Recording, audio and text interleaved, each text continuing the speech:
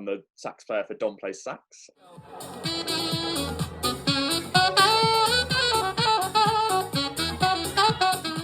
That was a business that I set up about 5 years ago now, in 2015.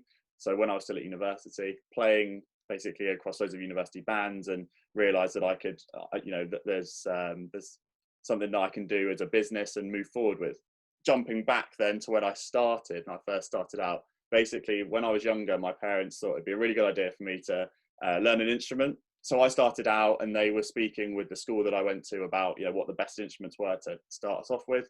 And the instrument that I was recommended to play was the piano, which fitted perfectly for my mum. She had a piano in the house already, and in terms of expenditure for them, that was perfect. But in my eyes, I'd always pictured playing the sax. Sax was going to be the instrument that I wanted to play. If I was going to be going into music, it was going to be through the saxophone. Mum said, look, we'll have an agreement where you'll learn the piano, get your grounding in music.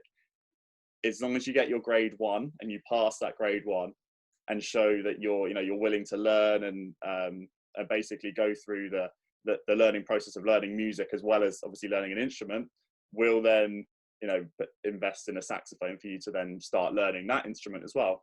And then I was lucky enough to have the investment from my parents in a Trevor James saxophone, which was really good starting out instrument, which I love to play. And served me really well for many years as a beginner.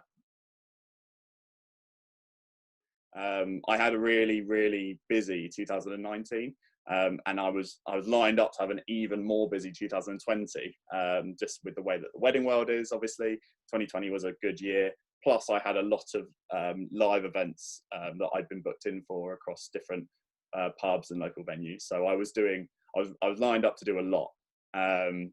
That obviously all didn't happen. That was all kind of taken off the table. I mean, some of the live events did end up going ahead, but the wedding side just got completely wiped out.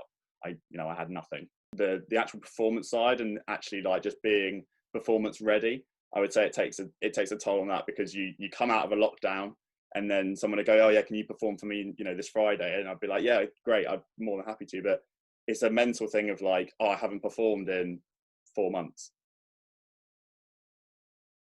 If I'm feeling stressed, or if I'm feeling, just there's too much going on, or there's too much going on in my head, I'll just sit down and I'll listen to something like Ludovico Einaudi or Ben Howard or Nick Mulvey, something just really relaxed and calm, and it just takes you away, but you just completely de-stresses you. It kind of gives you a bit of time to actually realign yourself as well. So you might be doing things that you don't necessarily see much value in.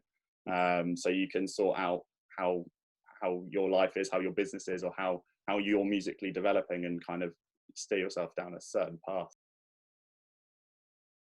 I think actually learning an instrument really helps you learning in any kind of form. I think music of any kind just helps you, as I said earlier, just kind of relax and chill out. Because again, it was really useful for me when I was doing my A-levels, doing my GCSEs, doing my uni work. I was able to just take a quick break, go and play the sax for a bit, and my brain was still engaged, but it was just engaged in something else.